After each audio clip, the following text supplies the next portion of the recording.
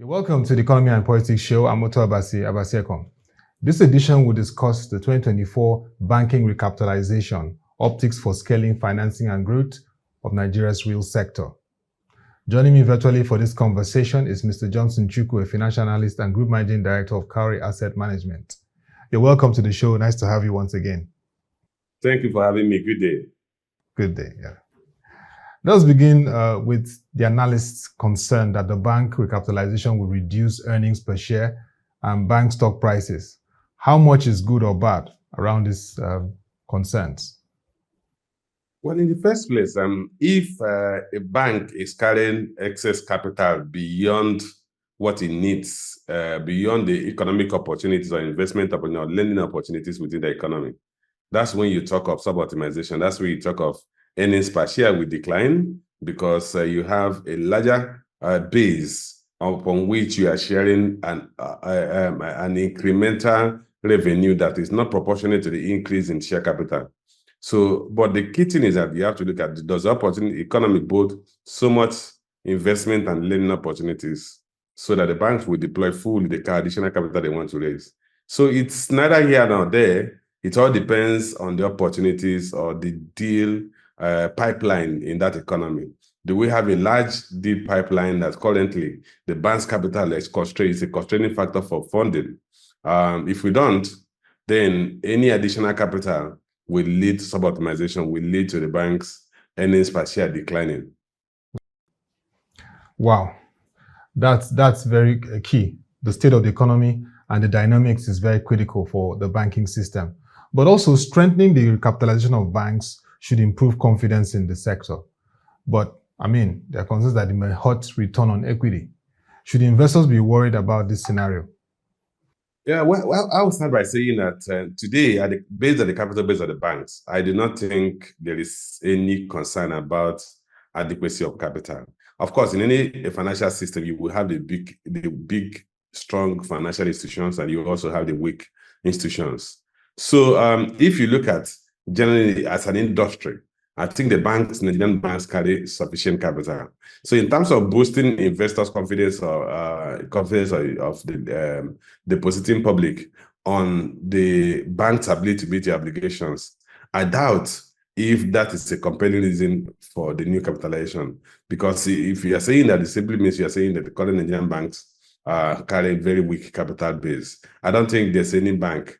I would say there's any bank. I'll say the major banks, I don't think they have any issue of capital adequacy as it stands today. They are the weak banks that the system have not been able to take care of or take out of the system. But if you exclude those ones that are talking about the industry as a whole, then you will actually say that the Nigerian banks are sufficiently capitalized, because if you look at their capital adequacy ratio, the industry is well capitalized. So I do not think additional capital that is imposed by the regulator will in any way move the needle as it relates to investors' confidence. But on the converse, you talked about the earnings per share.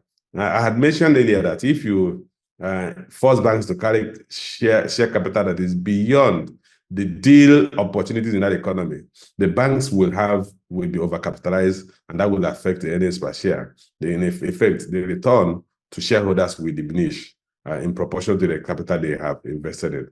But we also recognize the fact that the economy still is an economy that has no mature sector. The opportunities are there in every sector of the economy. It all depends on the policy environment.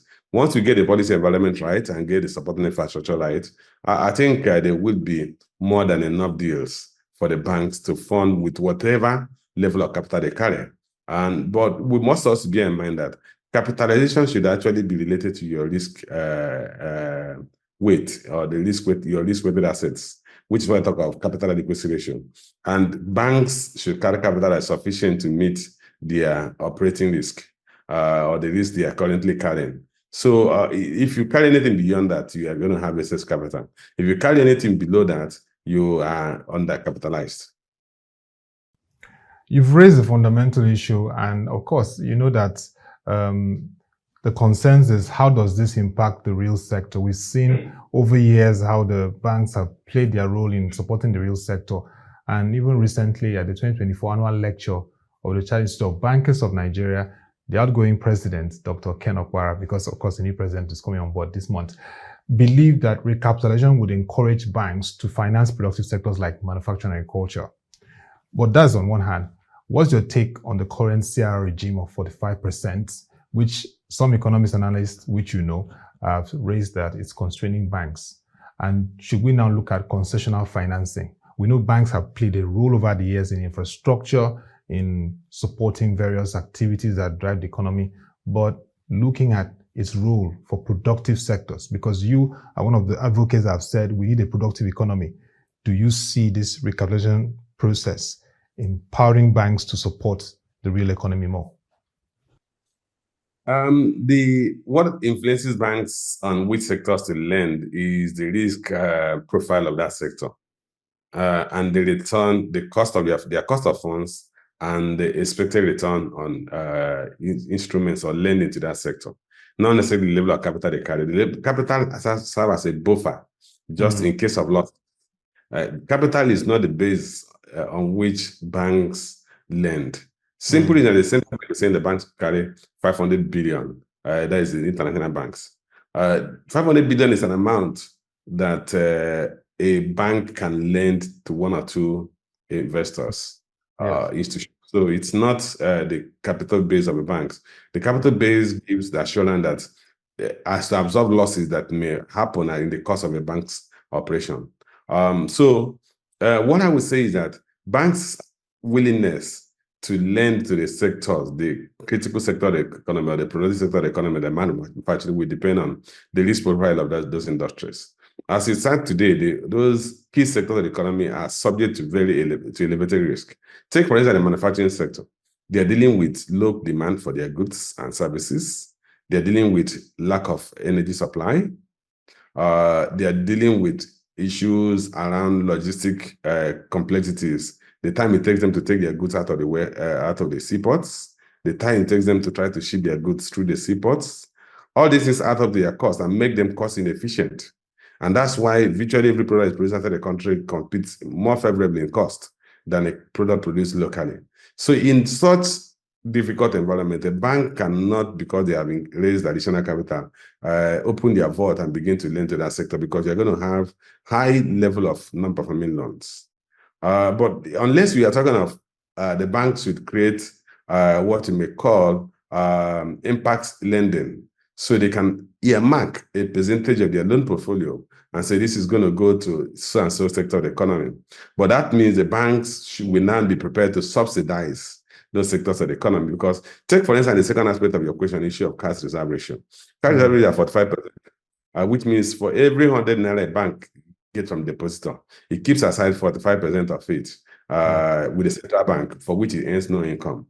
Then the bank will also keep another 30% in liquid form.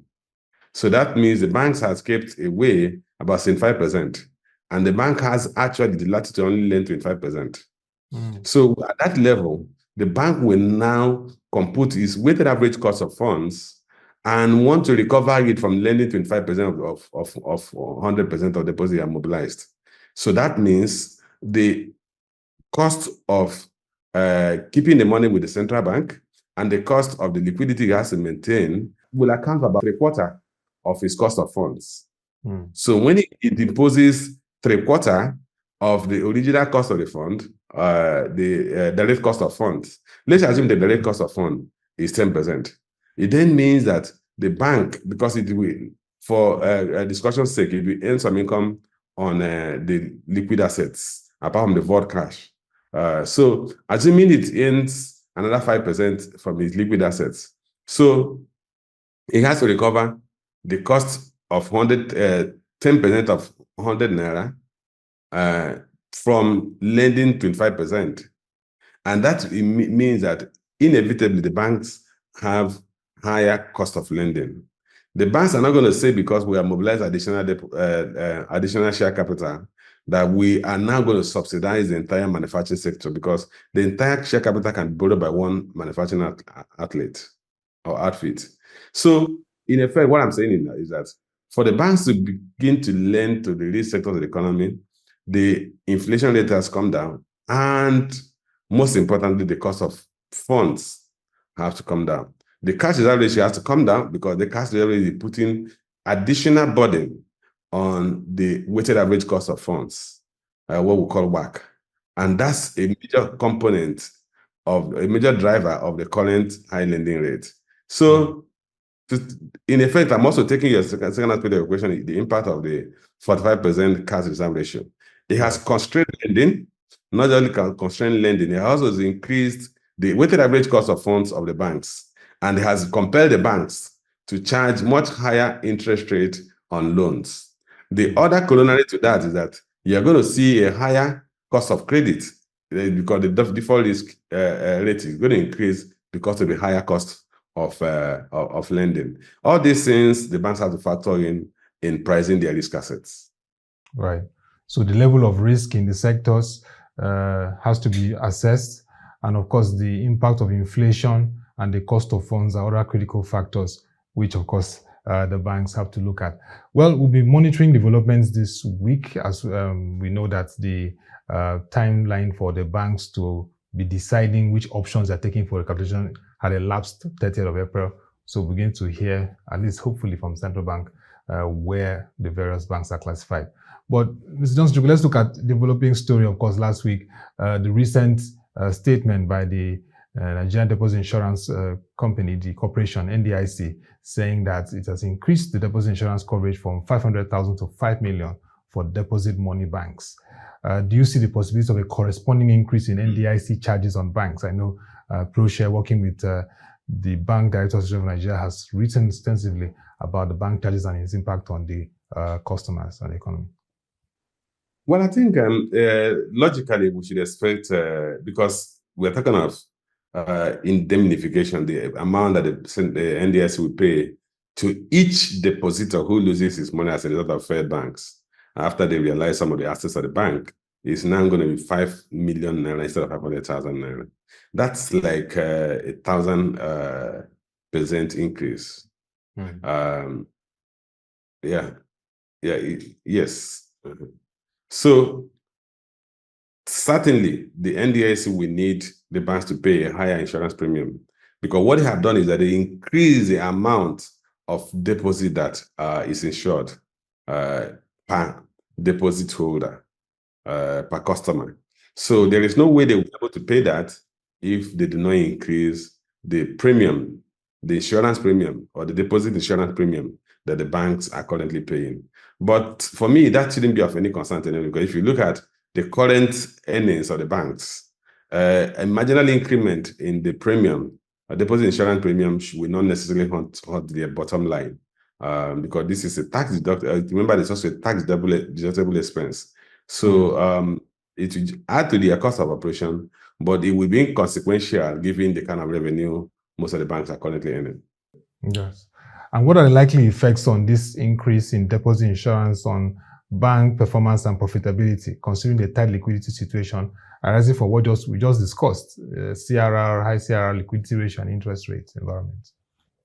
Well, interestingly, the banks are actually enjoying what we call the bellwether in the economy, because they seem to be one of the few sectors that are insulated from the crisis in the economy. We've seen the banks declaring multiple billions of profits, some of them declaring 200, 300% increase in their profits over the past, compared to the previous year or the preceding year.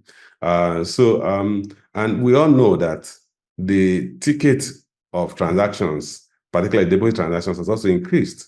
100,000 naira, because of the change in the value of the currency and the volume of money in circulation.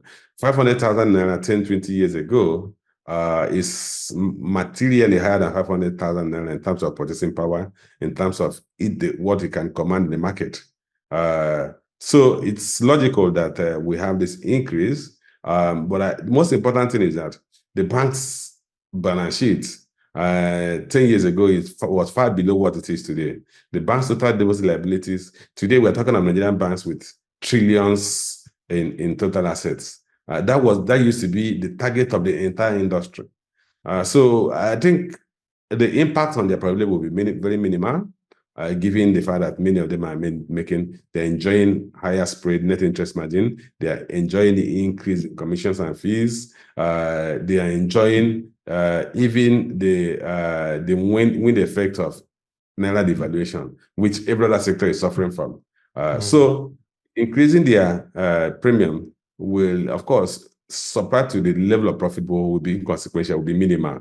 So I don't think in terms of profitability, anybody needs to worry about as a result of the expected increase in insurance premium, which, like I said, is logical because if, for instance, there's a default and a bank goes into liquidation and you pay 500,000 naira today compared to your cousin who was paid 500,000 naira 10 years ago, you are worse off than that guy who was paid 500,000 naira 10 years ago. So it's necessary to adjust the premium to be in tandem with current value of the local currency.